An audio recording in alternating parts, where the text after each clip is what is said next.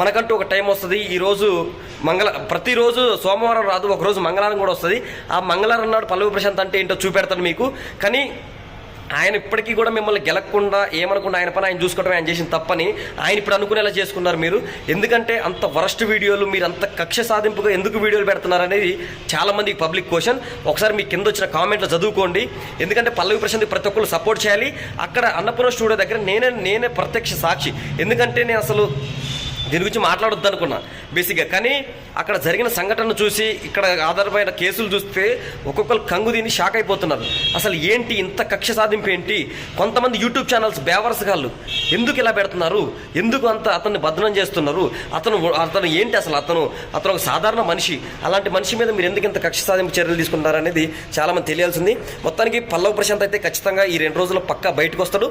ఈరోజు సాయంత్రానికి విచారణ ఏమైంది అనేది చూడాల్సి ఉంది. Thank you so much.